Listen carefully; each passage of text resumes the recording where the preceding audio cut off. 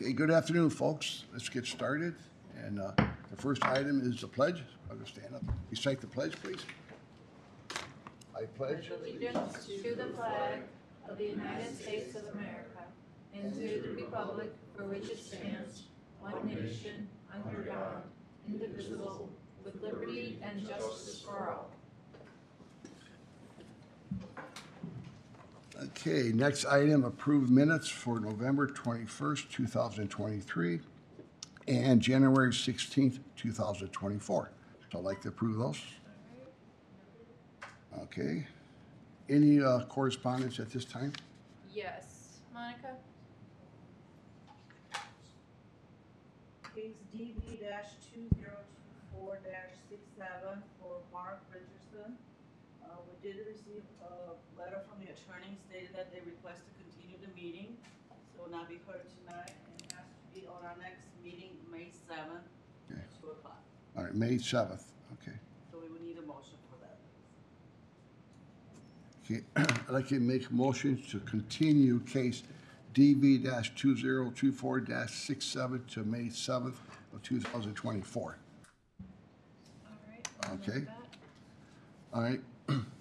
We have old business, case DV-2024-3, Zachary Suhanek, 173 Shanola Court, Calcio, Indiana. Zoning is R1, low density, single family residential. Acreage is 1.25. Seen the following to allow a new 30 by 56 detached garage to vary from the following codes. First is to allow a decrease in front yard setback from 30 feet to 21 feet. Next, is to allow an increase in height from 20 feet to 22 feet and 3 inches. Next, it should allow an increase in maximum floor area of 380 square feet. And lastly, to allow accessory structure to be built in the front yard, corner lot. Sir, you're on. State your name and your address and the reason why you're back. All right. My name's Zach Suchanek, address 173 Shenandoah Court, Couts, Indiana 46347. I was here last month for my meeting to go over the variances needed for square footage, height, and the front yard setback. And in that meeting, we went through and it was approved in the minutes for the square footage and height, and I was asked to do my due diligence to get rid of the front yard setback variance. And long story short, I ended up going with a new septic company because the old septic company wanted to put it on the side, needing the building to be closer to the road. And I found a new septic company that would run it out of the south of the building to allow a new location that has no need for front yard setback anymore. Okay. The only question I have was the driveway. Yes. You go cut into the curb because your neighbor across the street did not cut into the curb. If I'm allowed to, I will, but that's not I talked to someone at the county highway months ago at the beginning of this to make sure a driveway was allowed where I was at, and we went over kind of the general area, and he pulled it up on, I think, GIS, and we talked for a while, and he said that a driveway was that looks good, and to see him once the variance is passed for a permit for the driveway. What's your thoughts? There's no new cuts in the driveway. I drove, Yeah. talked to you, I drove through the subdivision. I didn't see any new cuts for driveway and the curbs. And like I said, your neighbor across the street, he has the same situation you're going to have, and he didn't cut into it. Yeah, he doesn't have a driveway, so Oh, Yeah, it's another finance too, it costs to do that. I think it's like. it's a fee through the county, which is, Well, I guess, should we allow it? That's what I'm saying. Should we allow a cut in the curb in the subdivision? Because normally your property's supposed to only have one drive. Yeah, yeah. One cut. Mm-hmm. Okay, so I guess that's a question. Is that up to us to determine that? Yeah, it's up to you whether you let's see or not. I could go back to what I talked about with originally wanting to put the building up closer to the house with the original driveway, and with the location of my septic field. I'm not sure, I think I pointed it out yesterday when we spoke. My septic field is just off my current driveway, so I wouldn't be able to put a building pretty much in the existing path of my current driveway. because of septic. Right, I mean, yeah. So- But you have the new location staked out. Yeah. I seen that yesterday. Yeah. Okay, my question is, you need to cut the curb. Yeah, my plan is to hopefully put up a second. Do you have to? Yeah, Why? Just- I fish like 3 to 4 days a week, I'm- and I yeah. would be in and out with my truck and boat, like pretty much every. Are you planning to put a concrete driveway in, or? Yeah, that is the hopes and plans. Yes, concrete in the structure and concrete driveway. And you talked to the highway. You already talked to the highway. Yeah, and I talked to Highway Department. I forget his name, who's in charge of driveways. Rob Goodman. But Yeah, it's his office. yeah. No, yeah. Whether if it's safe or not, So you wouldn't be able to use it. It's far enough off the intersection. It is. It's, you must be. Yeah, it's about 300 feet away from the intersection, 200, Yeah. 300 feet away from the Do intersection. you have covenants out there? I mean, we don't control. No, there's no homeowner association. Okay. It's just zoned. It might be issue with, Yeah, no, there's, when I talked to, Rob at the Highway Department, we talked about the logistics of where it would go location-wise. And at least he didn't see, issue with the location with neighboring driveways or location. it wasn't advertised for a driveway. no. See the other problem? If it was advertised for a driveway, a neighbor might be here complaining. But it wasn't advertised for a driveway. Okay. Wasn't really violating code. It wasn't? No. Okay. So it was up to his So- discretion because it's not helping. So he doesn't need a variance for a driveway? So he could do it anyway? Is that what you're saying? So I approve it. Unless you say no. Yeah, Because of a okay. safety issue or something, but we don't have where he couldn't Yeah. have a cut into there Okay. for his. Yeah, that road that it's on is a dead-end road with, Yeah. one house at the end and the garage across the street and my proposed garage are the only things on there, and that road is pretty much only used by my kids and kids at the end of the dead-end street. Okay. Who's gonna cut the driveway? You gonna have a curb cut? Kevin, I don't have the name right now. I could look at my. It's a contractor who cuts. Oh, yeah, he's doing driveway, he's doing the concrete in my building. Okay, I know, I think I know who he is. He can't cut it, yeah, keep the drainage part.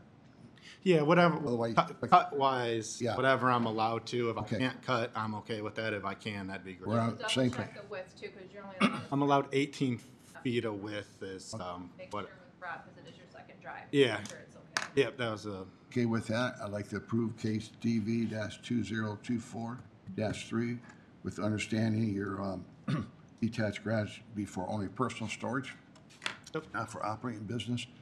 Correct. Yeah, does he have to sign a document for that? He has to sign a document. Sign a Okay. commitment letter saying you won't run a Commitment. business, and no one will be living out of it. yep, correct. You're approved. Oh, sure, thank you. Good luck to you. All right, thanks.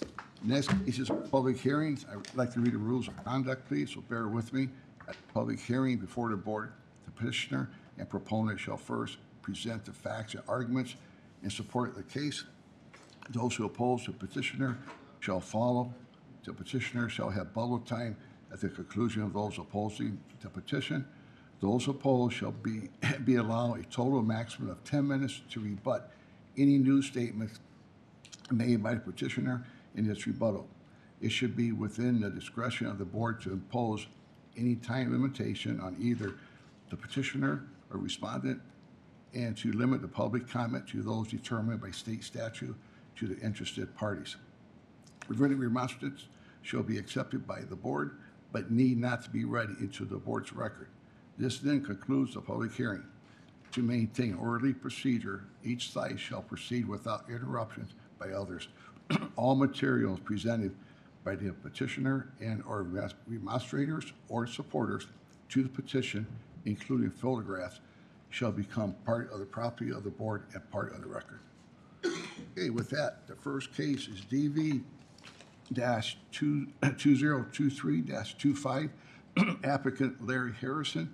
Project is Harrison Minor Subdivision. Location 428 South 600 West, Hebron, Indiana. Porter Township. Zoning's RR, Rural Residential District. Harrison, come up to the mic. Acreage is 28.31. request to allow the following variances for the proposed three-lot minor subdivision. Lot 1, to allow reduction in lot width of 240 feet. Next is to allow reduction in side yard setback for existing primary structure from 30 feet to 16 feet. Lot 2, eliminate street tree planting. Lot 3, to allow reduction in lot width of 240 feet. Next, to allow two existing accessory structures to remain on lot 3 without a primary structure. Next, to allow reduction in side yard setback from 15 feet to 13 feet. And lastly, to allow existing accessory structure placement between primary structure and the right-of-way. Sir, you're on. Address? 428 South, 600 West, Hebron. Larry Harrison. Okay. And David Tiemens with Tiemens Land Surveying, 220 Third Court in Demont. Okay. We're here, second time, we were here in November asking for 7 variances, and it was tabled, and we had some meetings with the county, various departments. It took a little bit of time, and we're back, and we've reduced, based on those meetings, we've reduced the variance request to 6. One, the ones with the frontage are, only due to they don't have actual frontage on the county road, whereas we have 3 lots, lot 1 being 8.35 acres, lot 2 being 9.03 acres, and lot 3 being 10.9 acres. So they're very large lots in here, so the reason for that is strictly due to the location of the parcel and where 600 West is. The second variance is with only regard to lot 2, because that's the only lot that fronts on 600 West. That is an existing developed lot right now. We're just making it part of the subdivision. There's already a house, everything's already there. So we were asking for the variance on the street tree planting for that.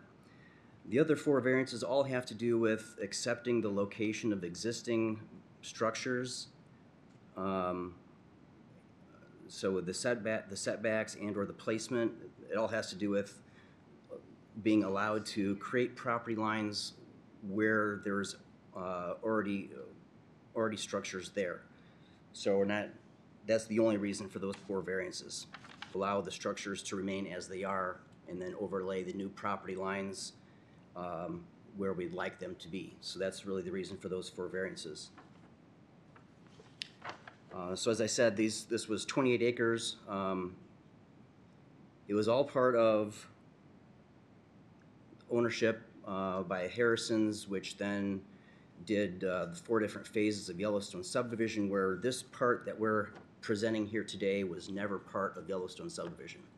This is 28 acres that went right in the middle of Yellowstone subdivision. So we're not here to ask to be part of Yellowstone subdivision. We're here only to ask for we're trying to propose a minor subdivision of 3 lots.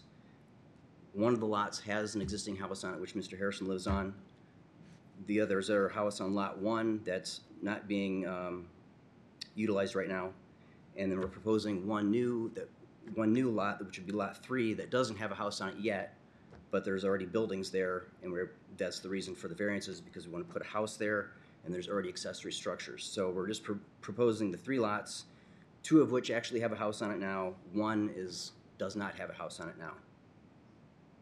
So as part of the subdivision and as part of our meetings with the county, lot 2 will be the only one that will access 600 West, and that will have a gate at the end of the driveway, so it can't have a through traffic from 600 through to Yellowstone subdivision. Lots 1 and 3, which are the 2 in the back, those will be the 2 that will access Yellowstone Drive, which we will improve the T intersection that's currently there as agreed upon with the county staff. We will improve that to our property line, and then the private driveway will be from that point to the respective residences on lots 1 and 3.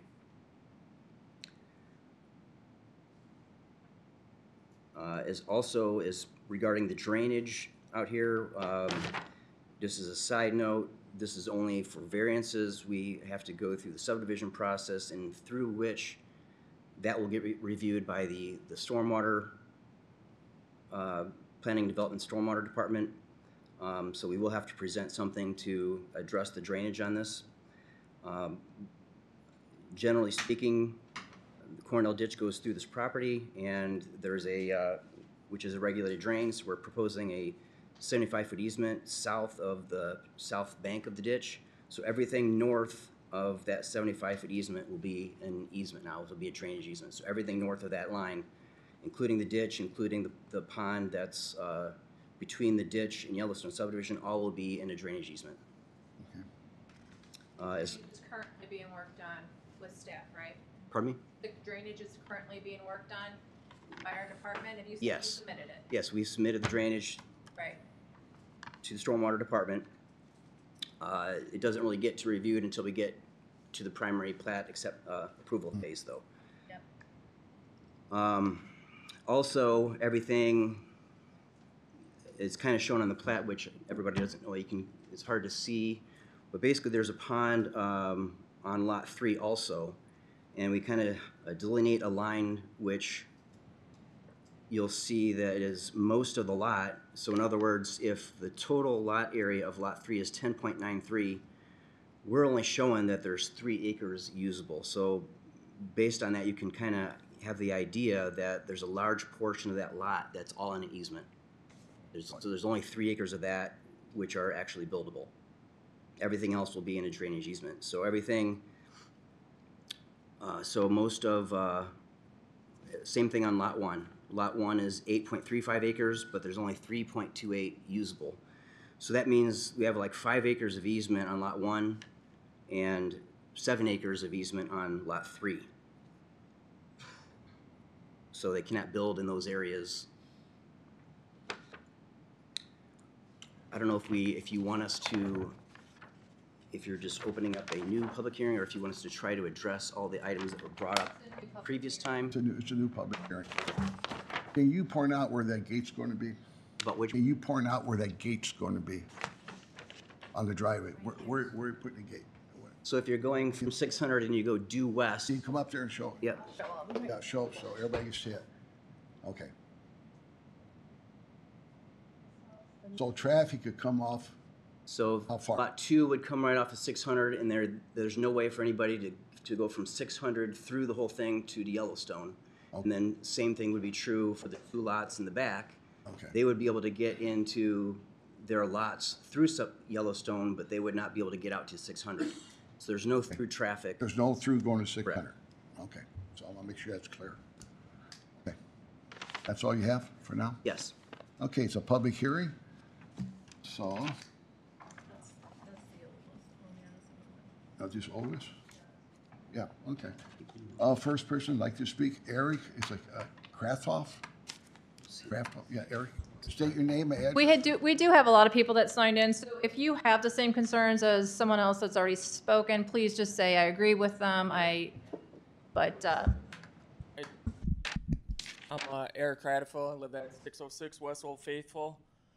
I'm just concerned about the whole more traffic, coming past my house. I already got enough traffic coming past my house as it is. Now we're gonna have more people coming in. I don't understand why you guys can't just build your own road into your subdivision and leave Yellowstone out of it. Other than that, the same concerns. Are we still gonna have access to the ponds and all that stuff?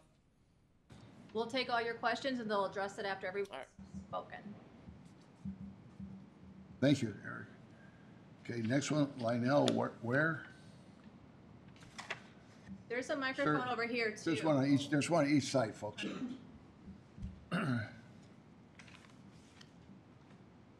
Hi, Lionel Ware from 602 West Old Faithful Drive, right on the corner of the subdivision. I guess one of my biggest concerns is the water runoff. from concrete and shingles. You know, that creek back there now, if you ever walk down there along at them corn stalks, they get washed up into the woods. So a lot to the south of me is, geez, it's got to be 4 foot lower. Where's all the water going to go? I mean, it's an elderly couple that live next door, and they're going to have to contend with water running halfway across their yard. I mean, No, they're like 85. they have to do engineering, but, well, it's a concern. They're writing it down. They'll address it after we've gotten everybody's concerns. They'll address the issues. The way it works, everybody speaks and we would respond. He'll Okay. I have another question. Okay. I guess it's directly to him. You know, I was held to a standard just when I bought the house. It was already there. I wanted to add a garage, and I had to get approved by the subdivision people, who I don't even know who they are anymore. I had a guy come sign his approval to build a garage. I'm in the middle of building a garage, and they come tag my boat. The reason why I was building a garage in order to get it in there, well, it cost me quite a bit of money because I had to go by what they wanted, not what I wanted. And now we come to, we're gonna just start adding houses just because they want to, and they never fulfilled any of the promises that they gave when we bought in there. With the horse trails and the ponds, and obviously now we don't have access to the ponds, I've been told, so where are we going with that? Oh, you find out. So we're going to answer these questions. So, Okay. okay, thank you. Next, Ryan Patrick. I just have the same concerns as you. Thank you. Okay. Next is Travis Fuller. Same. Okay, thank you. Chris.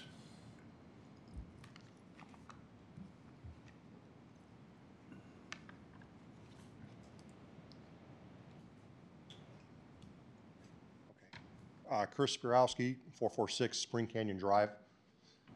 So, refresh my memory, that access road that runs through, there's 2 of the properties, they're gonna be exiting onto Yellowstone subdivision's property on Yellowstone, is that correct? So state your questions, and we're going I'm to asking, respond. Yeah, is that correct? that's true. Okay, so why not create and make that a road to go all the way through so everybody can utilize it? Okay.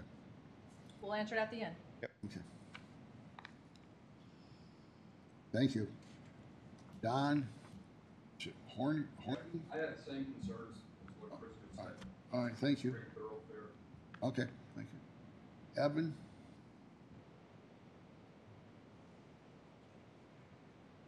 So, question.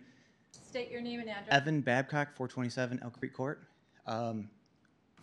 Why is our driveway our responsibility if it's failing, but when there's a driveway coming off of 600, that it's not somebody's responsibility, but then they can drive through our neighborhood and drive behind our houses to access their house? Okay. But yet, when we can just fix our own driveway and create that path to go to these other 2 lots? Okay, thank you. Jessica? All right, thank you. Paul, looks like Paul Scott, maybe.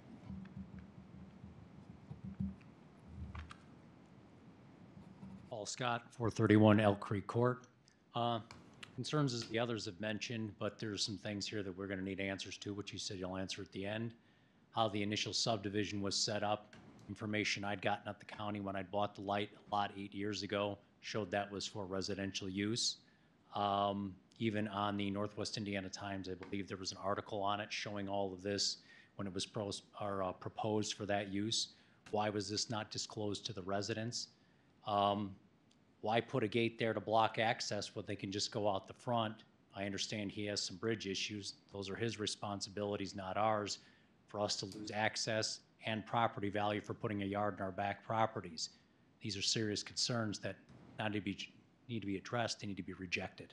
All right, thank you. Abby?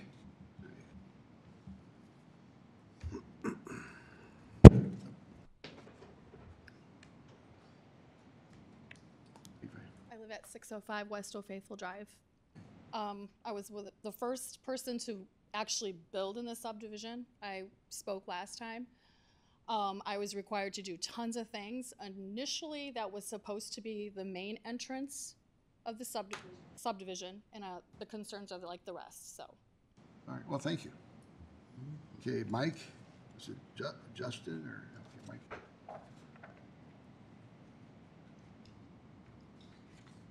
Mike Justice, 642 Old West Faithful. Question from something you had said last meeting. Did we ever do any due diligence on your guys' part to see if it was on the deed? I believe the lady that spoke before said, on the back of her paperwork said that, Sue said that the pond was everybody's. First question. Second question would be, with you guys, if you do come through Yellowstone subdivision, I would like the subdivision to have a say-so for curbs and gutters leading into that subdivision. There is none up there. So any kind of dirt work they do leading in from Yellowstone would need probably better drainage, even at the T, and knowing what you're gonna do there. And then the rest of it's the same concerns of why you cannot use his own driveway. Right. Thank you. Thank you. Okay, Helen Cullis? I think I signed up on the wrong paper. Oh, that's okay, that's fine. Okay, anybody else want to speak on this case? We get there. Anybody else want to speak? For? Against? Okay. I'm gonna turn it back over to you for a response. Okay. Well, with regard to drainage, we kind of spoke on this earlier. We are going to have to meet the requirements of the county in order to get this approved. So we're going to have to come up with what the additional runoff is going to be based on adding the other house and whatever additional improvements would be in addition to that. Albeit it'd be minor relative to the size of the lot. We still have to come up with those numbers and prove to the county engineer that that would not increase the runoff for this development. So that should address the drainage portion of that.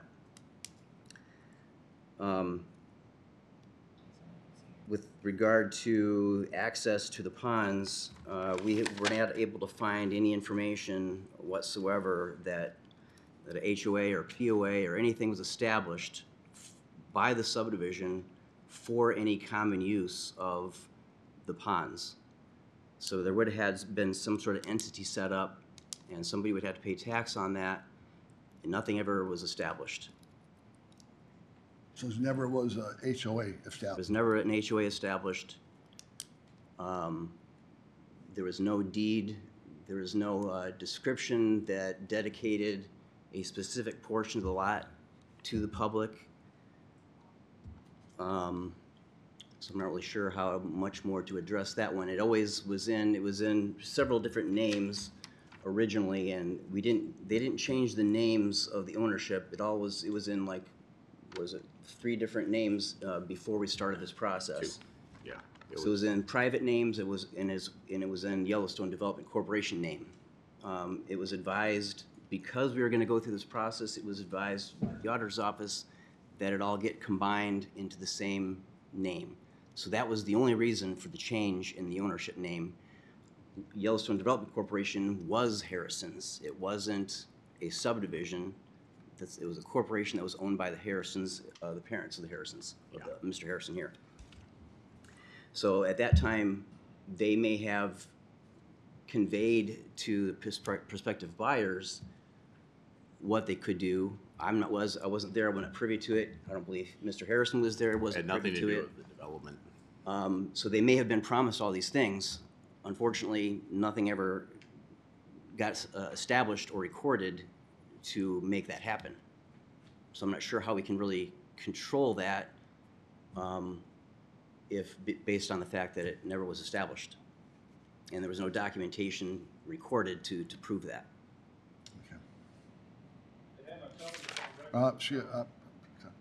Hold on. Anything else? As far as access, having our own access to the county road, it's somewhat difficult based on the regulated drain going through there and the location that we'd be required to be at. We actually did try to, and this is part of the staff meeting that we had, Our initial secondary proposal was to access those two lots off of 600. However, the highway department declined that access point due to the location of the existing county road on the opposite side of the road. What is that? At 450 South. Because of the location of the existing drive cut on the west side of the road that's now being accessed for Twin Lakes Utilities that go through there, which they have a lifetime easement. That was established before the subdivision was even there. So that access point has always been there before the subdivision. We were going to, our proposal after our meeting in November was to also use that same entrance for the two lots. And so it was the highway department that said that that was not favorable in that location due to the proximity to 450 South. So in addition to that reasoning, it's prohibitive based on the railroad bed elevations, prohibitive based on the regulated drain, very deep and wide that goes through there. So it's very prohibitive to put another access point in addition to what's already there, based on all those reasons. All right. So you were restricted. Pardon me? You were restricted, pretty much. We were restricted from using that for these two lots. Okay. So at this point, that's why we're at this. That's why it took so long to get back here. It kind of went back and forth a little bit, and went and had an agreement. Then, if we gated the access on lot 2, so that it did not go through, only lot 2 would only access 600, and lots 1 and 3 would only access the other entrance off of Yellowstone Drive. Okay.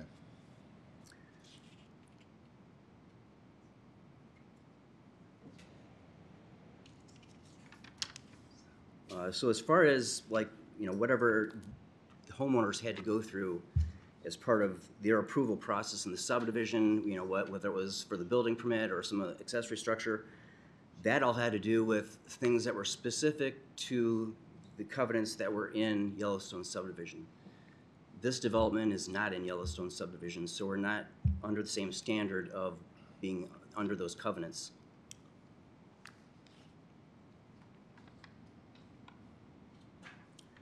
I don't know if there's anything in there that you want to say.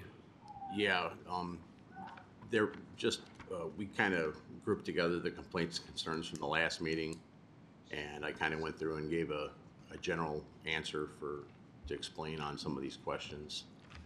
So, number one, there was construction and truck traffic on subdivision roads. The roads in Yellowstone subdivision are county roads. Issues or concerns should be brought to the Porter County Highway Department. That's how I respond to, people's concerns with the roads. Who owns the common area? Well, there has never been an HOA developed by Yellowstone homeowners. They do not share legal fees, property taxes, or maintenance responsibilities for a common area to exist. The land with the pond in question has always been owned by the Harrison family, including the title Yellowstone Development. Brochures containing amenities. I was not the designer or developer of Yellowstone subdivision. I cannot attest to what was offered to future homeowners of Yellowstone. I know they expect that to expect such amenities such as common areas, walking trails, and horse stables are a perpetual expense to maintain. And without Yellowstone homeowners having created an HOA with a due system to be collected, how could these amenities be expected? So why private drive through subdivision instead of 600 West? Well, that was already kind of addressed here. The decision was made by the county. We don't get a choice. So ownership of land by Yellowstone Development to Harrison's. All the land by Yellowstone Development has always been owned by the Harrison family. I was instructed by Porter County to make name changes to the parcels prior to creating Harrison Minor Subdivision, also known as 2 home sites, excluding mine because it's already there. Flooding and drainage issues with the Cornell ditch, that was a concern. All complaints and concerns regarding drainage should be brought to the Porter County Drainage Board. That's what I have to do. And then last was somebody brought up a Pond A dedication on a drawing. And I'm not aware of easements right-of-ways created for the only ones I'm aware of are for the easement right-of-ways created by for Yellowstone Development and Porter County to maintain the ponds and the storm drainage system, not homeowners of Yellowstone. So that's pretty much all we have for questions that. I'm gonna go back to the public, see if there's any new questions. Mike, you had a question. Go ahead. Well, just one question first, speaker, traffic coming out of the Yellowstone. Do you have a response to that question? Well, we kind of did address that. I think it's about the quantity of traffic. Well, we were talking about two houses going through there. So what, 4 cars? 4 more cars to the subdivision? And then people were concerned with construction traffic. Well, every home that was built in there created construction traffic to have their home built. So, you know, it just goes on until the development's full. And if you're gonna get things maintained or improved, you're gonna have more construction traffic, so. Okay. All right. New items, new questions, I'd like to turn it over, sir, come up to Mike, please.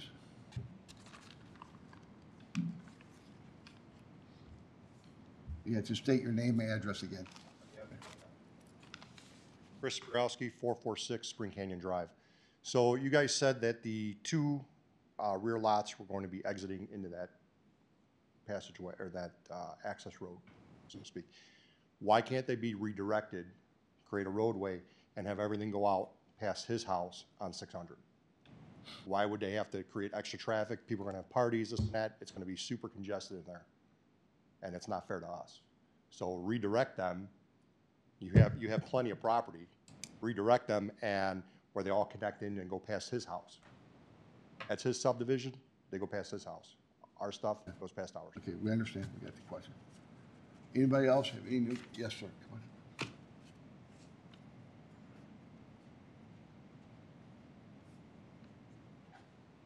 Don Hornig, 445 Spring Canyon Drive.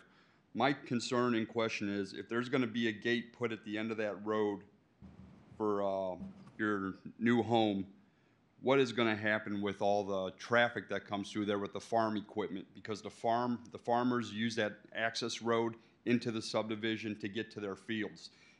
If they put a gate on the end of that road, are those farmers gonna have their tractors and all their equipment coming through the subdivision to get to their fields? All right, thank you. Anybody else at this point? Yes, ma'am.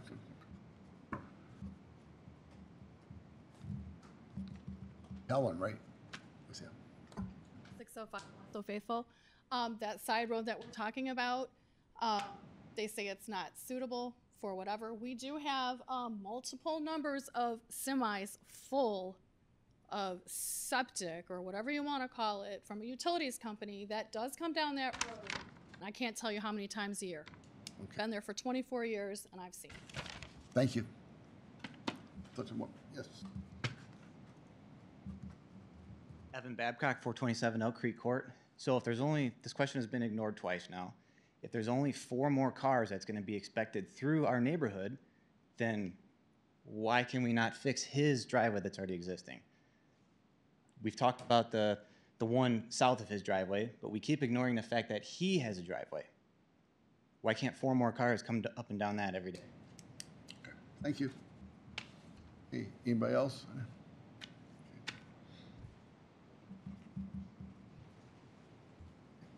Paul Scott, 431 Elk Creek Court. Codes are there for a reason, and that's to protect the remainder of the public and their properties and values. Yellowstone may, in Larry's mind, not have been known that that was the case. It was going to turn out like this. But like I said, you can go Google what it was sold as and proposed as. So at some point it was changed and not fulfilled. Well, it didn't get fulfilled, but that burden or other things, at some point when a development is done, that is supposed to be offered and turned over to an HOA. That was never done. And some gentleman's mentioned in the back, there is an HOA and other agreements that were filed through the county and state. So a lot of this is known. If he doesn't know that, so be it. But these other things should be made and enforced to protect the residents here, and the burden should be put on him, not us. Okay, thank you. Okay, anybody else? Okay, go ahead. Derek, 606 West Old Faithful. Is there gonna be convents for his subdivision? Because we gotta abide by what they created, and are they gonna just be able to build whatever they want and No. guns and do whatever they want? You mean covenants? Covenant, whatever. Yeah. Okay. All right, last one. This is in direct. Mike Justice, 642 Old West Faithful. I pulled up the one the bank sent me, so I'm looking for clarification like most of us, and I can send it to you guys or however you want it. But I have the covenants that was supplied, rules, regulations, and stating that once all lots are full, then it would be turned over, and we would then have a choice. It was not our fault that they didn't sell the lots before a situation happened, but we all bought under the impression that once all lots are full, which they are now, we would get a choice to continue it. And I've looked at it through the record, and it says that Sue Harrison in the Yellowstone development was the acting HOA and paid fees to make the rules so that she could tell us what we could build there. So I guess our argument is you can't come in and steal our subdivision entryway without giving us the choice to start an HOA or even just to buy out the covenant so that we can maintain it ourselves. And they keep ignoring that, and I guess that's why we're wanting answers. Okay. All right, thank you. Okay. I'm gonna close the public hearing right now. Okay. Turn it back over to Mr. Timmons. You want to respond? No, thanks. Okay, well, as far as the new access, again, it wasn't that the driveway that's there is not suitable, it's that its proximity to 450 South was not suitable. So it's not the driveway itself. Yes, we understand trucks, farmers' vehicles and whatnot go down that. And it would be, obviously suitable for automobiles as well, if that were not the criteria that we have to meet. So it's not, doesn't have to do with the physical ability of the driveway to convey 4 more vehicles. Don't Excuse speak me. out. Public hearing's closed. As far as the gate goes, the gate is only blocking through traffic through Lot 2. Any farm equipment and whatnot is still going to go down that driveway off of 600. Yeah, the farmers, they use the utility road that Twin Lakes uses. That's because it is a farm field where they knife in effluent and then they farm it when it's not being used for that. That's also part of the agreement for Utilities Inc. And as far as any gates that are being proposed to be put on the Harrison Minor subdivision, that is all private property. There's no through roads for anyone to access Yellowstone that lives in Yellowstone through that property, so I don't understand the concerns about a gate. Okay. If this, any subdivision, unless it's a gated community that has no through traffic, is subject to other vehicles not in that subdivision going through their subdivision because those are county roads. So unless it was gated off and had cul-de-sacs with only, that nobody could go through, that would be the only case where, we wouldn't be able to access something like that. But this is not the case here. This is a dead-ended subdivision that just hasn't been expanded, and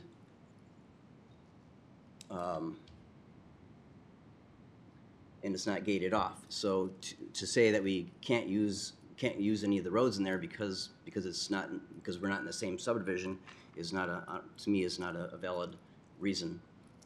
No, it's a county road after all. So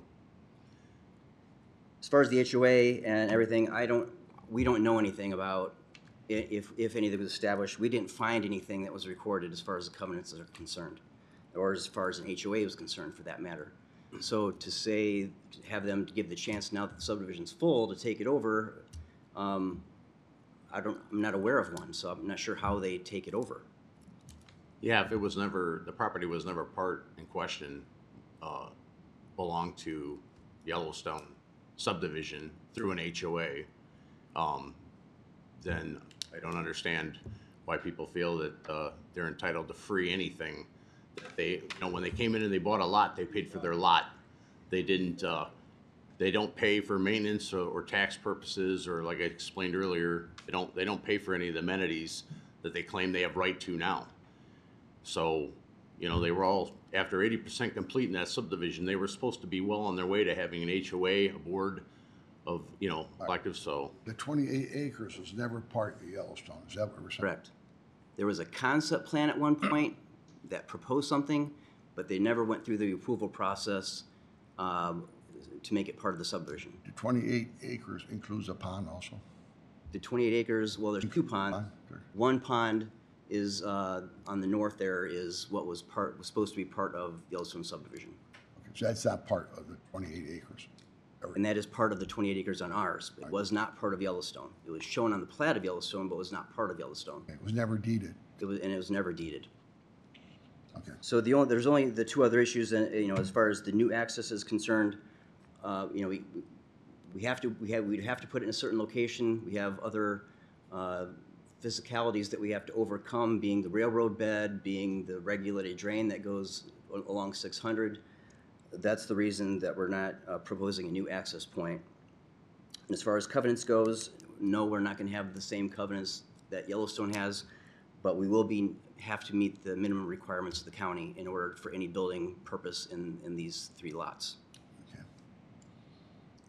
The only thing I don't know about is that one.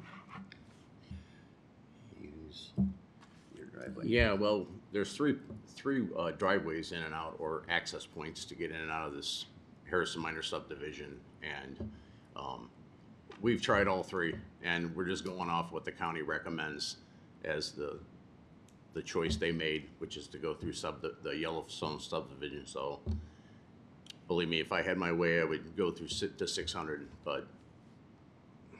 Okay. Thank you. Thanks. Folks, I understand where you're coming from, but that was the previous owners. This is a new owner, and he did not make those commitments. There's no HOA recorded, and he is abiding by the rules and regulations and direction of the county for this development. He's a property owner. He has right to develop his property. There are some concerns, as you heard, why the county is going in this direction, safety at the intersections, and so on. So with that, I'd like to make a motion to approve, or I will approve DV-2023-25 with all those stipulations and all the variances that you requested. Okay, thank you. Yeah, for subdividing, yeah. So whatever the county, whatever the county recommended, you have to follow through on it. Okay. I know they made a lot of suggestions and a lot of requirements. Yeah, we did wait 5 months to come back, so. Yeah, we did wait 5 months to come back. I'm sorry, go ahead, Chrissy. Yeah. Did you want to say no more subdividing on that? Oh, yes. Yeah, 3 lots, there's no more subdividing on a 28 acres. You have no other plans to subdividing? No. Okay, well, that's going to be a commitment. 3. Sorry? That's a commitment. There has to be a commitment. No further subdividing. That won't be a problem. Okay, you will sign commitment? Yeah. Okay. Okay, Dave, anything else? No, I'm good.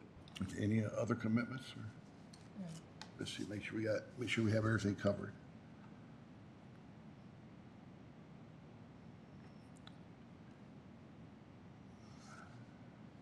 And folks, he has to go through stormwater control, subdivision review. He has a lot of other steps to go through before you get approval. So, okay, all right. So sure, you can appeal anytime you want. Sure, yeah, sure. Okay, so you're approved. Case DB 2023-25 is approved. Good luck. Next case, DV 2023-65.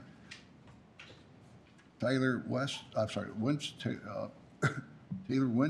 location 565 West Corbley Road, Hebron, zoning RR, rural residential district, 8.16.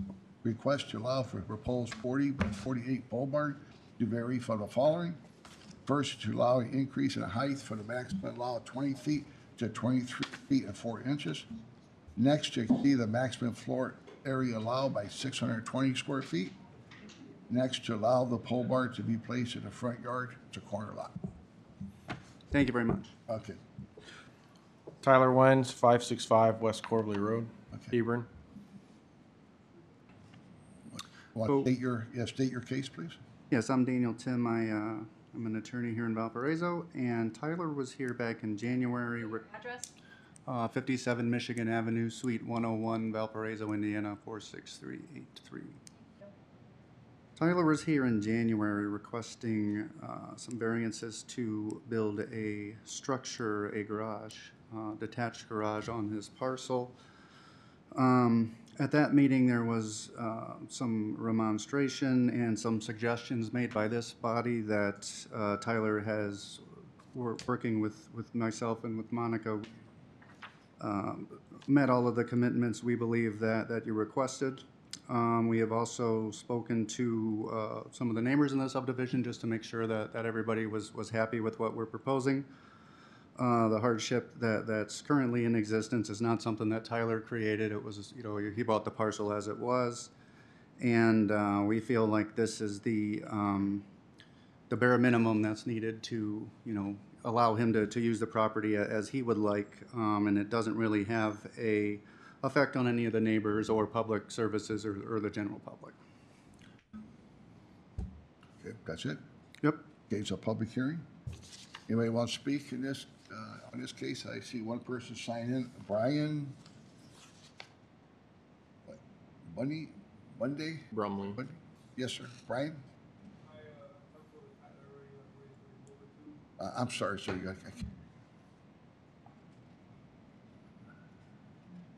Brumley, 563 West Corbley Road. I talked to him earlier about this, and I got no problem with it now.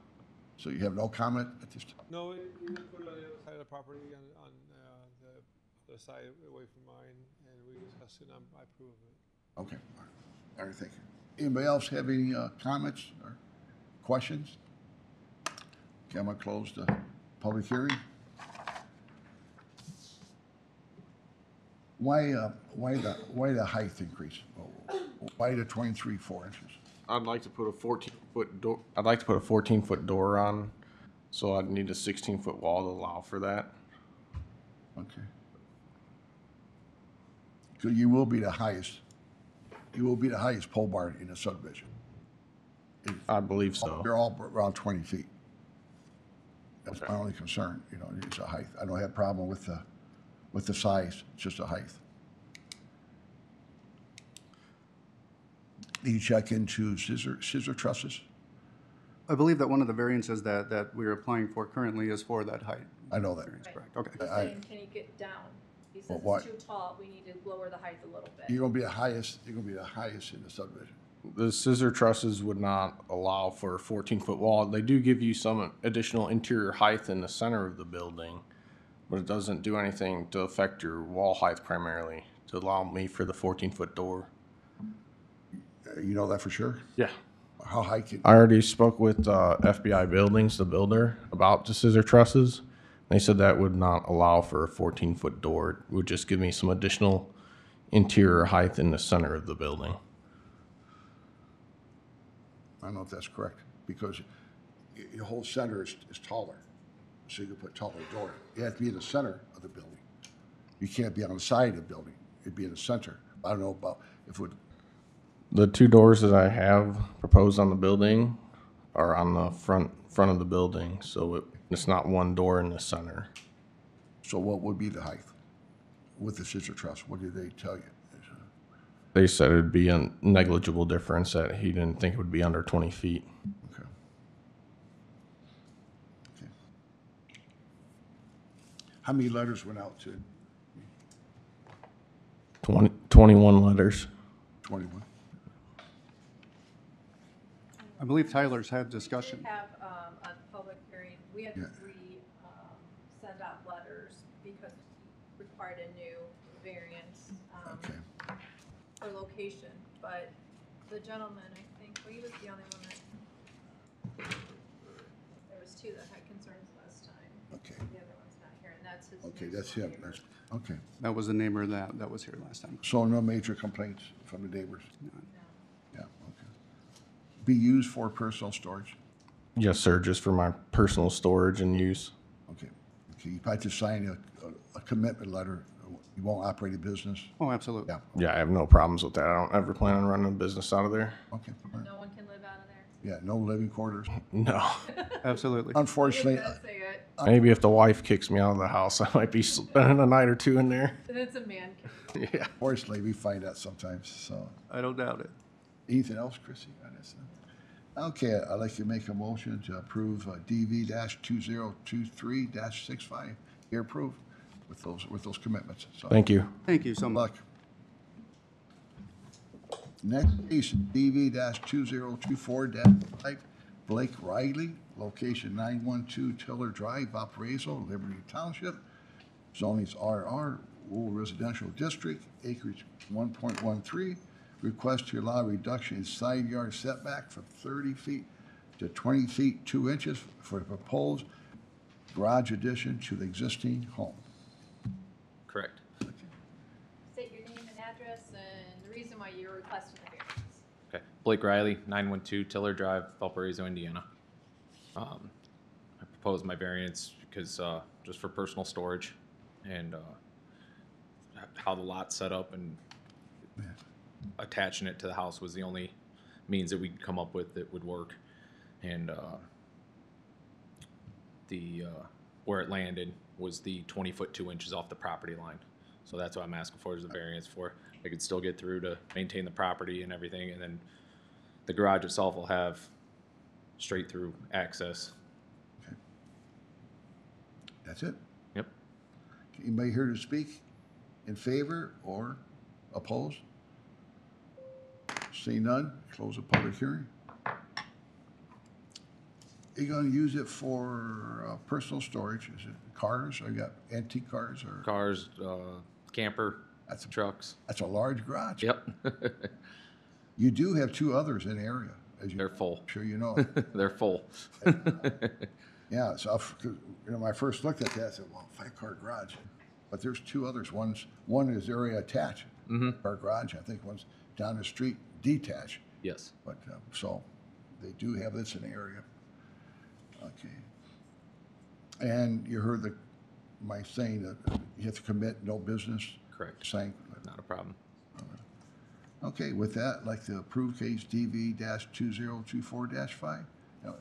You're approved. Thank you. You were quick. Next case DV-2024-7, Trey Christensen, location 412 Trativus Road, Valparaiso, Jackson Township. Zoning is RR, Rural Residential District. Reaches 1.8. Request to allow an increase in maximum height to be 21 feet 8 inches, and it increases maximum floor area for proposed 70 by 40 pole barn to be used for personal storage. Yes, my name is Trey Christensen at 412 Tradbus Road, Valparaiso, Indiana, 46383. Yeah, like we said, I just I own a camper, trying to get my yard cleaned up, some stuff that I have in my yard, get it stored and stored, keep it long lasting and Before personal business? for personal use only, yeah. Yeah. Okay, public hearing by, yes, sir? Come on. Speak.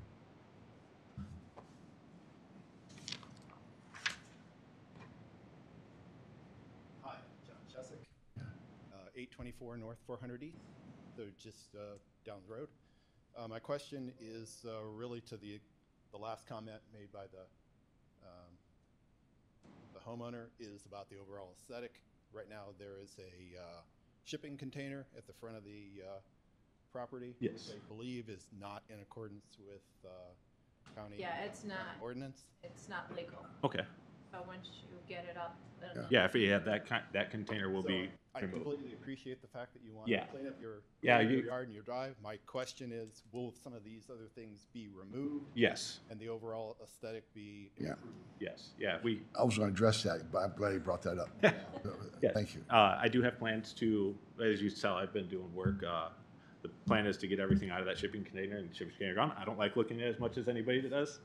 We moved out of Porter, Indiana to come out here. We love Jackson Township. Yep. And we're just trying to get all my stuff inside, out of everybody's view. And Got a lot of stuff. yeah, I do have a lot of stuff. And I had a 3-car garage at my old place, and there's a lot of stuff when you only move to a car now. All that will be into Into it, and we will remove the container ASAP. Okay. So after pole barn is constructed, I'm going to have a commitment. 30 days after it's constructed? Yeah. Get everything cleaned up? Yes, I can do that. Have code enforcement We go have out code and enforcement go out there. Thank you. Yes, thank you. Okay. Appreciate it. Okay, so you understand the commitment? Okay. Yep. And you're not going to use it for business or? Not for business use, no. Yeah, because you had a lot of equipment out there. Yeah, that's all personal stuff. My family, we have just some property down the road, and the dump truck doesn't move very often. We do a little bit of hay to feed some cows and stuff like that. I was going to say, what do you use it for if you? Just to maintain the property. So my father has 113 acres Okay. on. He's a farmer or what? We use it for hunting. So. Okay. But we maintain the roads out there and just use a dump truck every once in a while. It doesn't move very often. I don't even think it's plated right now. Okay, all right. I will give you approval, of course, for the pole barn, but you have to clean up the. Yes, have to clean up the property and keep it clean. Yeah. Yes, I can do that. Okay. All right, thank you. Yeah, no business. Operating business out there. And no living. And yeah, no living quarters, and then you have 30 days after you get your approval, your permit, for the. I can do that. Pole barn. Okay, so with that, DV-2024-7 is approved. Oh, yes. I signed in. Your name's, I missed you? Oh, I'm sorry. I am so sorry. Okay. I missed you, huh? Yes, my name is Dwayne Lalone, 394 Tratibus Road. Okay. I want the record to show that I support Mr. Christensen's ability to live the American dream as he sees fit. The concerns I have, the first concern was just addressed about the shipping container in the yard. But the other concern that I think weighs heavy is the issue, if any consideration's been given to water runoff from this building. It's a tremendous amount of square footage you're proposing to put up. The south end of Mr. Christensen's property starts a ravine right off of 400, and the ravine travels through the back of my family's property as well as many others. And the amount of water over the last decade, as we all know, we've get some tremendous rains now. And I mean, it just washes stuff like you can't believe. And the grade for the neighborhood starts up by Jackson School, which is about 3/10 of a mile south. And that water, it all runs down and it hits that ravine. So I just wonder if there's any kind of way the water can be controlled that's going to be coming off of the roof of this building. You know, you're looking at about a 3,000 square foot hard surface that isn't going to suck up anything. You know, you're right about that, because it's a low area anyway. Yes. Where he's gonna place it, you know. We could have our engineers look at it, our drainage engineer. Okay. That is a concern. Well, and to be fair, we did have the other neighbor that has Yeah. the pool that Yeah. built that pole barn, had to be reviewed by engineering just to Yeah. make sure the water wasn't gonna fly out his neighbor either. So we can do it We could do it. contingent on approval from the stormwater engineering and which way the water's flowing. We could do that. Thanks for your comments. Okay. As a answer to that question, so the corner Yeah. lot, everything from that corner comes down to my back corner anyways. I don't have a flat spot in my entire yard. So any water that would hit there anyways would run straight down to that ravine already. Yeah, we gotta make sure. Okay. Okay. Yeah. So that's to be part of the commitment. Okay. Okay, so whatever they come up with a plan, you have to agree to it. You have to. Yes. If it's a swell, you have to put in, or stone. Okay. You have to do that, or Okay. or tubes or whatever. Yeah, and how do I go about addressing that? Well, you won't get permit until they. Yeah. No, yeah, I understand that. So who do I? Our office, Yeah. the building department. Okay. We'll go up there and we'll give them your permit and have someone look at it to see which way the water's flowing. And Okay. if they recommend any kind of swell or anything. Okay. Check with the engineers. Monica. Okay, and I'll just hear back from you guys? Or do I need to, that's what I was asking. Do I need to reach out to do anything? Tomorrow, I'll reach out to the stormwater Okay. department. So I recommend giving probably about 7 to 10 business days for that review. Okay. If everything's good to go, then we'll send you an email verifying the Okay.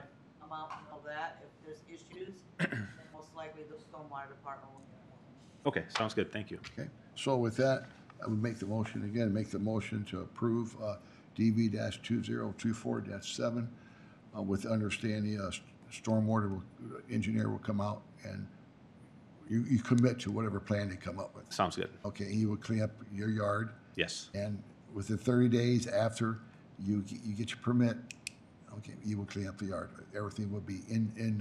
After we complete the barn, right? Yes. Yeah. Okay. Yeah. Okay. Sounds good. All right. Thank you. Approved. Thank you. Contingent upon the stormwater. Yes, yeah, continue, you're right. Case DV-2024-8, Drazen Matayevich, location 672 North, 125 West, Valparaiso, Liberty Township, zoning is RR, Rural Residential District, which is 19.44. Request to allow an increase in maximum height from 20 feet to 26 feet, 2 1/8 inch for proposed 64 by 42 accessory structure to be used for personal storage. Hello, Draj Matijevich, 672 North, 325 West, as you mentioned, looking to build a pole barn on the property that exceeds the variance height and storing equipment on to maintain a 20-acre parcel, just under 20 acre, a little over 5 of those acres are no structure easement. So we're building a pole barn where we're going to allow for a second level mezzanine in the back of it to store a large tractor, an RV, and equipment to maintain the property. Anything else? That's it? Okay. That's it. So public hearing, anybody want to speak in favor?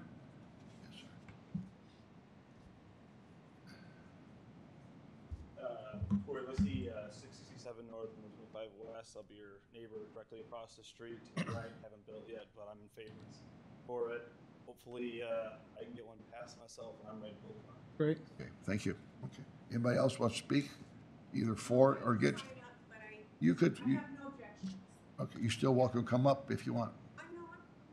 Okay, what's your name, address, since you spoke? Your name and address. Okay, 683 North, 125 West. My name's Kathy McGuire, and both in favor? Thank you. Yeah, I have no objection. Okay, yeah, I see your name on here. So, okay, thank you. Thank you. Thank you. Anybody else want to speak on this case? Okay, I'm going to close the public hearing.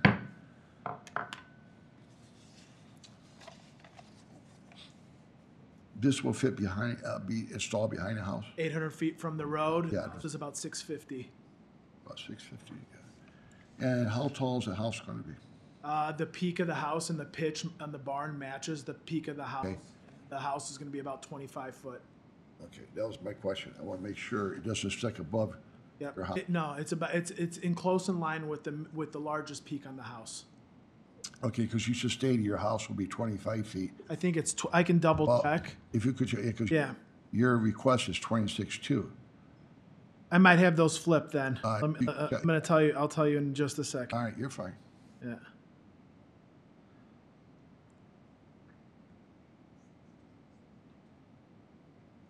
I mean, he combined the lots already, right? You said, This isn't the this was it a one? Okay, no, okay.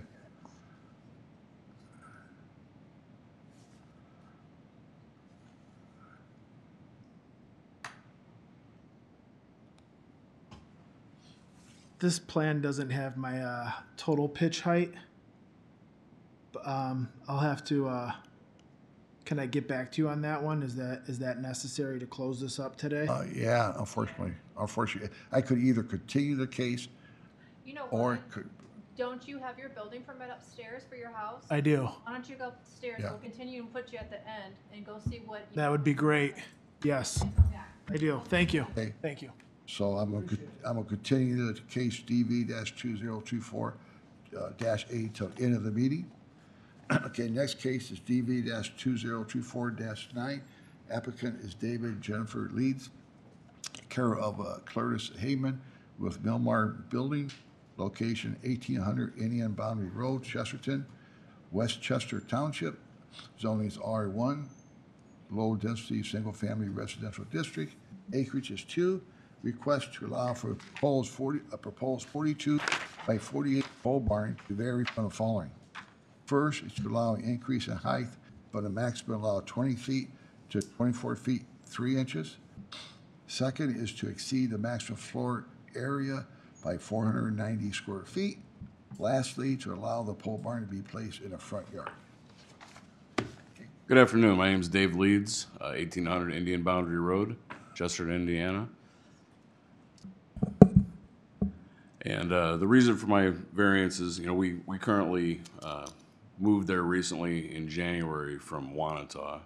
And there we had a building that was similar in size to this, and it's the right size for us. We have numerous classic cars, motorcycles, I have a tractor, and all expensive equipment that can't be outside. Just get ruined. So that's the reason for the size of it. It's just, that's what I need to fit everything that I own in it, so I don't have to leave things outside and make it unsightly, and to keep the things inside that are quite valuable. The reason for the height variance, I have a lift that I put those cars on so I can do routine maintenance and keep the undersides clean. I have one that's a very quality show car, so the underside is almost as clean as the top. And that's what I need the height for. Sometimes I put a pickup truck on there. We have a 53 Chevy pickup too, so that's pretty tall. So on the lift, that needs to have tall ceilings for that. Location-wise, if you look at the property. Okay, let me stop you there. Shoot. I couldn't find the stakes. For? Location. There was no stakes. You're supposed to have it staked out. Oh, I was. The barn was supposed to Yeah, be. there's no, yeah. I walked the property. Oh, I was not told that. We gave you a site plan. I wasn't told I had to put stakes out there. Yeah, go ahead, continue, go ahead. We addressed that at the end of the meeting. Okay. So. Okay. So the location is in that little clearing that you saw in the front. I saw you walked around there yesterday. That little clearing that there's no trees right in the front, which is. You have a large clearing, so go ahead. Yeah. Then it drops off towards the, I actually have a picture here where I can show you if you'd like. Yeah.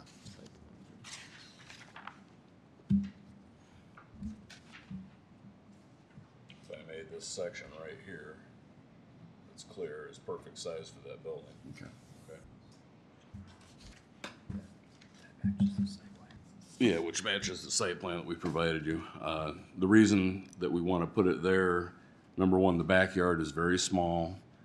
And although there is room behind there in the trees, that's a really nice wildlife area. There's deer that go through all the time, all the time. Our neighbors, I'm sure, enjoy that woods as much as us.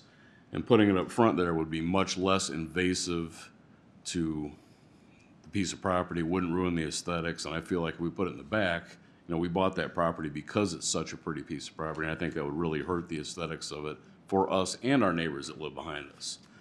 We put it in that little clearing up front. The only people that'll even see it will be our neighbors to the left, Marie and Stanko, and we've talked to them extensively. They have no problems with it. We've also talked to our neighbors to the east of us, and they also have no issue, Brian and Christine. So. Okay. How far off the road would be? How far? 200 and some feet. 215. Yeah, you won't even see it at all from the road. Okay. Is that all? Yeah. Oh, yeah. Thank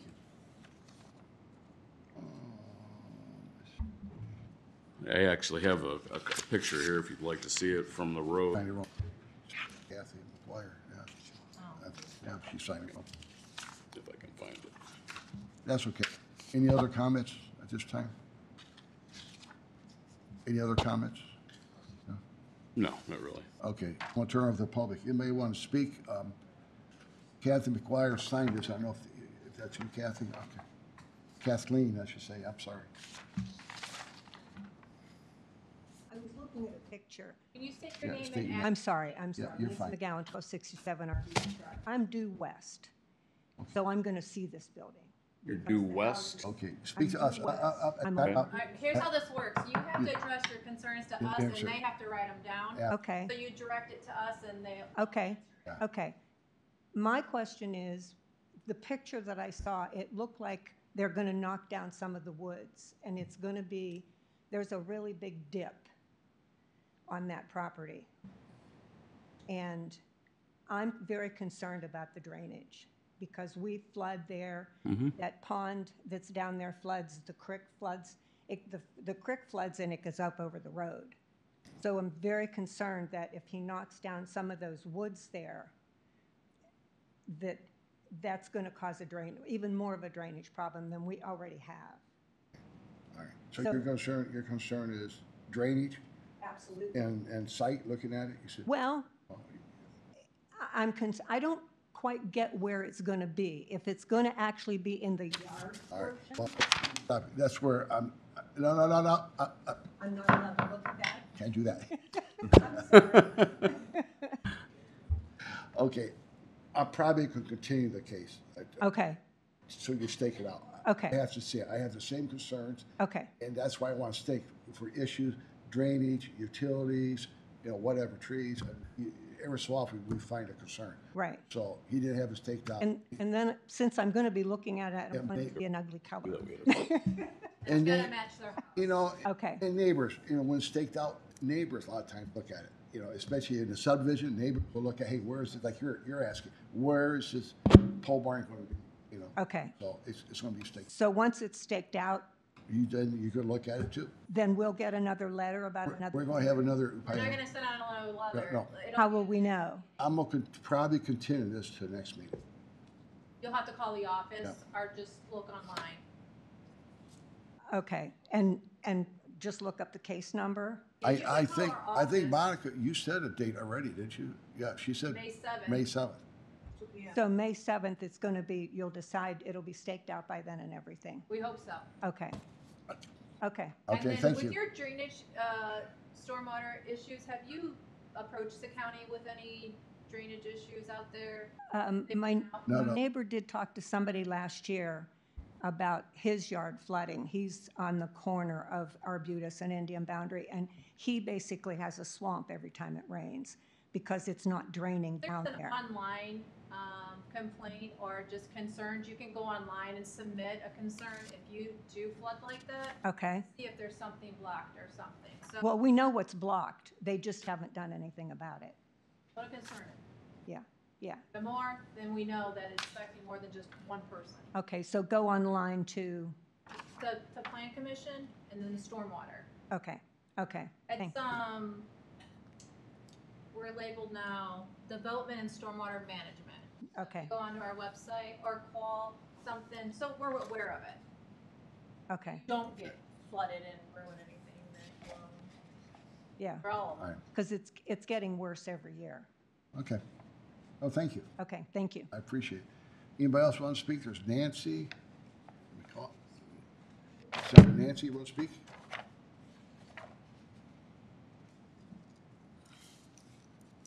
McGowan? Jane Cooperman, 1845 Indian Boundary Road.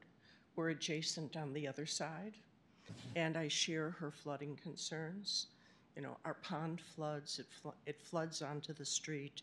Last year, the county had to come and repair the sidewalk, which had collapsed, and the kids walked to the Brummett School. The other concern that we have is that we'd like it behind the house, which is within I'm sorry, I didn't catch that last. Oh, behind the house, which is in keeping with our neighborhood. We don't have any other large structures in the front yard. But, so that's one concern, but the other is, where is that water gonna go? Okay. Well, thank you. Anybody else? Tom or Nancy? You're welcome. Same thing? Okay, come up. Yeah.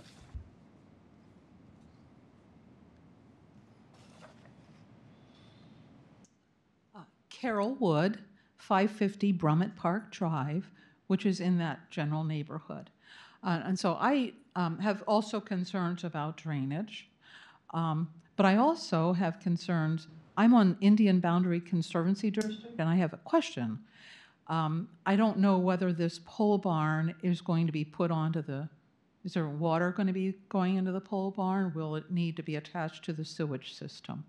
I have a question about that. I need to get that information back to my Conservancy District. And last, I want to reiterate that this is a very large structure. It is 24 feet, 3 inches high. That is loomingly large for a little country area like this. And this is, when I say it's a country area, it's not a big country lot, not like out in Wanata. And you know, I love the idea of the vintage cars. I think that's a great hobby, but I'm questioning whether this is the right location for that sort of structure. Okay. Well, thank you. Thanks for your comments. Okay. Anybody else like to speak? Right now. Okay, I'll turn it back over to you. Yeah. No, not yet. Okay. All right, so address the drainage issues. That little clearing right there is a nice flat piece of land. All the water flows down past that, and I agree, we do have horrible flooding problems over there. It would be fantastic if the county would do something to help solve it. One thing that my wife and I are currently doing to help solve it, and the people before that lived there did not, is down in that creek where that runs through, it's loaded with downed trees, and there's a drain that goes into that pond that's halfway blocked. We've already cleared that out. One weekend coming up here, we're gonna cut all those trees up and get all that out of there and make that all flow as well as it possibly can. The water from this, you know, it's all clay there, so I don't care if it's coming off a roof or if it's hitting the ground, it's all gonna flow anyway, because nothing soaks into that ground. We found that out the first time it rained, you know. So the drainage issue, I don't think this is gonna make any difference at all in it. Personally, we are going to do our very best to keep that area clear along with our neighbors who I hope are doing the same thing, because it is a problem that the county should solve. Okay. That's it. Anybody else want to speak? Okay, I'm gonna close the public hearing. May I mention one other thing? As far as the staked out, we did send in a site plan. I had some stakes in there, but I had to mow the grass. They came down. I thought you'd already been there. It was yesterday that you came. So I apologize for that. I can put stakes up again, but you did have a site plan. No, just restake it. Okay, so I can see the stakes. You know, I prefer, you know, stakes with, you know, ribbon or orange paint so you can see them. Neighbors can see them too. But I do have the same concern. I'm gonna be upfront with you right now, is in the front yard, when you do have space in the backyard. I know your nature, you know, Yeah, I mean, it's nature. There's a lot of reasons. too, but, you know, I understand that. It'll be much harder on my neighbors if I put it in the backyard than in the front. But there's not, Because there'll be over 20 trees that have to get taken down. okay. It'll ruin that whole. don't answer, you're fine. But I have the floor right now, so 1 second, okay. I need it staked out so I can see. No problem, I'll do it today. Okay. One comment is I didn't see any pole barns in the front yard in that area, your neighbor. Okay. I didn't see any. I will double check it, but I didn't see any. I agree with that, but So this piece of property is unique. it doesn't fit the character of the neighborhood. But this piece of property is unique. There's so much more front yard than the back. The backyard is very, very short. House is all the way at the back of the property. Are you in the process of combining the two lots too? I did it. You did it? Okay, so I'm gonna continue the case, DV-2024-9 until May 7th, the next meeting? Yep. Okay, and you will have it restaked? Yeah, I'll get it staked out today. Okay, all right, very good. Let's continue. Thank you. Next case is DV-2024-10. Applicant is Michael and Brink, location 226 East, 6 North, Valparaiso, Jackson Township, zoning R, residential district, acreage is 19.71, request to allow increases maximum to 22 feet 10.5 inches for a proposed 42 by 80 pole barn to be used for personal storage. Okay. Good afternoon, Rick. Afternoon, Christie. Okay. Attorney Adam Sworden here on behalf of the petitioner. My address is 337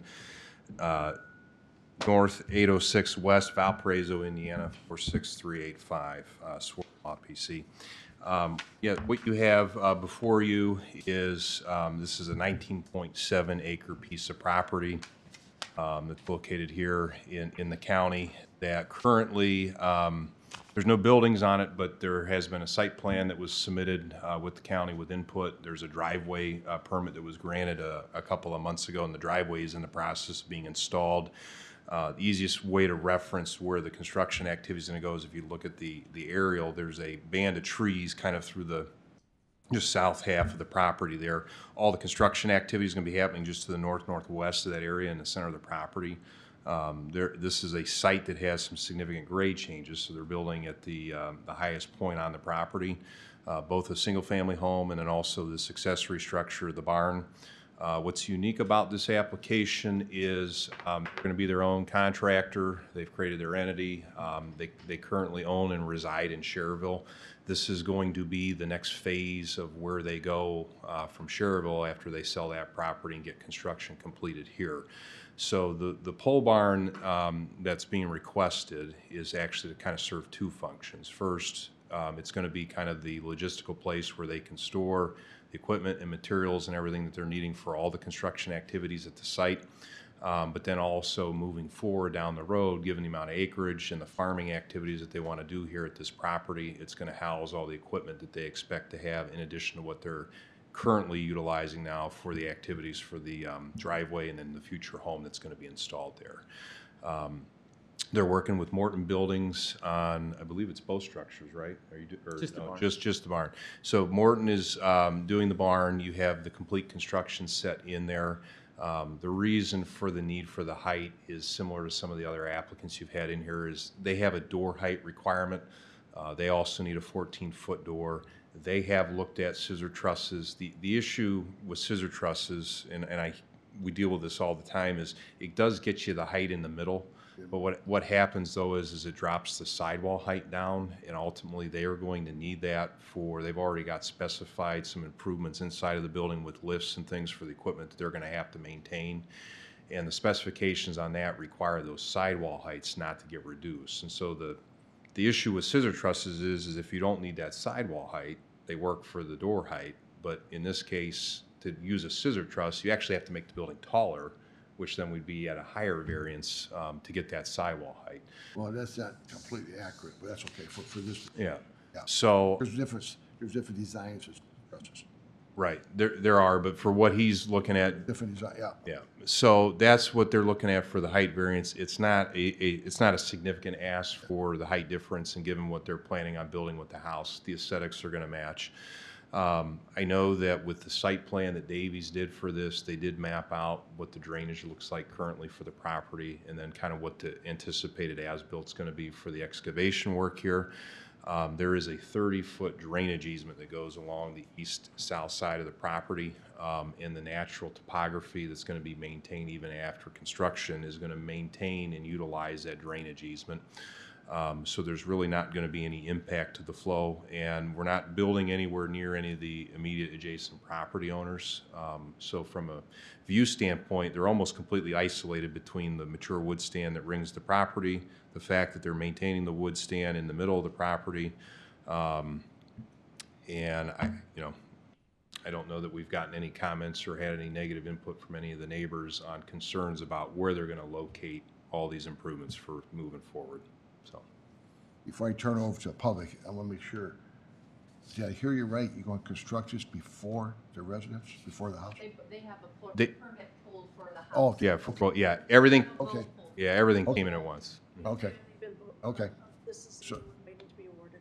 Yeah. Okay. So they got to get the road done first so they can do anything out there. You took care of that. He's actually working on the road today. Okay. Between rainstorms. Okay. All right, public hearing, anybody want to speak in favor? Please. Ellen Kalis, 235 East, 600 North, and my concern is drainage. If these big buildings go up, there's a big rain, where's all this water going to be going? Is it going to be going onto my property? and ruining all my trees. That's the only concern you have? Yes. Okay, thank you. Thank you. Okay, anybody else? Turn it back over to you on the drainage. Sure. So I understand Helen's concern. I believe she's the lot directly south of this. I don't know if we can maybe zoom out or scroll a little bit down, Monica, to show her lot. She's kind of yeah, just directly south. She contiguous. Yep. Is this your lot? Well, my lot is sort of an L shape. Yeah, that's it. Yep. And then it goes west. So it's practically all along that. Yep. Okay. That's her. So right now, and I understand the concern. So she's got several acres of heavily wooded area to the south. The topography for this site gradually grades back that direction. Again, that's shown on Davies. So all the water that's right now going to that site naturally flows that direction. And then anything that they're doing construction-wise at the top part of the site, there is the drainage easement that's on the southeast side that's been there and it's part of the submission. That's going to be utilized to control the flow from the construction area site. And if we're looking at the highlighted lot here, which is their lot, that 30-foot easement comes out of their lot at a south-southeast direction. So it's, yeah, it goes towards the pond that's there to the parcel that's directly east of Helen's property next to the woods. And that's where all the water naturally flows. All right, I'm gonna close a public hearing. They could construct it 42 by 80 on the side, so it's only the height they're requesting. Okay. They're gonna be used for just personal storage? Correct. Yes. I think I'm gonna have the same, ask you to have the same agreement about drainage, have the drainage engineer look at this, because she does have a lot of trees, and if they make a recommendation for drainage, a pipe or a culvert or swell or something. So, if I may, Yeah, sure. I just want to make sure.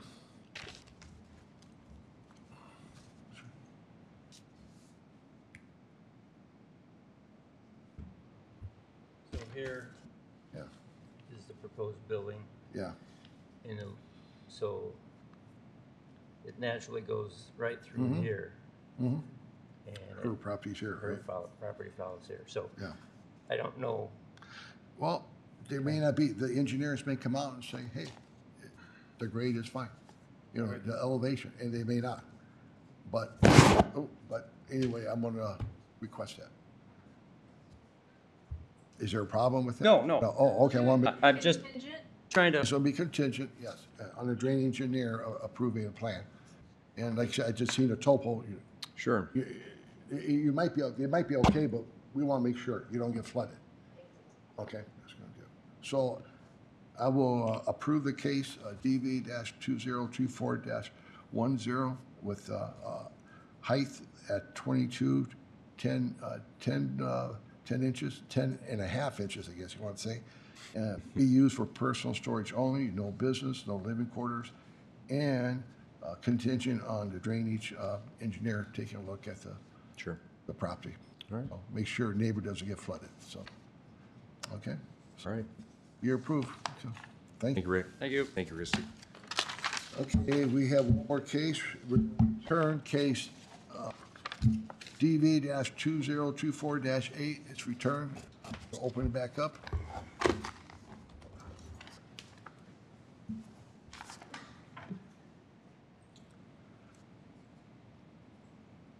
Have a good one. All right, Draž Matijevic, 672 North, 325 West. The answer to that question is 30 foot on the house. Oh, it's 30 foot. 30 foot. Okay, so 30 foot on a house. Yep. And then your pole barn would be 26. A little over. Yeah, 2 inches. Okay. Yep. And of course, Yeah, just a hair. Yeah. Don't ask me. I wanted a nice even 26, but okay. And it's gonna be behind the house, right? it is behind the house, about 800 versus About 800 feet. 50. Yeah, house is 650 off. Yep. Okay. It'll be used for personal storage. Not That's right. Business, not living quarters. No plumbing, nothing. Nope. I got a big diesel tractor that I got to Yeah. park in there and an RV. Oh, yeah. What kind of a diesel tractor? I went with Coyote. Oh, really? Yeah, I did a lot of homework on it, and I wanted a Kubota, but I'm very happy with the You kind. don't see many of those. There's a guy in Westville that sells them. Is that right? Yeah. And they're starting to get real popular. Oh, really? Okay. Yeah. Yeah. Yeah. My husband was looking at them, I'm like, Is that right? Zero for 82 on financing. Wow. 0% on 82 months. Wow, that's not bad. that, 82 months? Yes. Yeah. Maybe go buy one. Well, we're not telling him that. Okay, with those information, I will approve DB-2024-8 with those commitments, but it's only personal storage. You'll have to sign a commitment letter just Yeah. saying that you're not gonna do that. That's fine. It's standard procedure. No problem. Okay, you're approved. Thank you, guys. Good luck. What did they send, like, the approval so I can let the builder know? They'll email them, the email, yep. Thank you, Mom. See ya. Okay, any other business in front of us? Nothing? Any other? Like to close the meeting?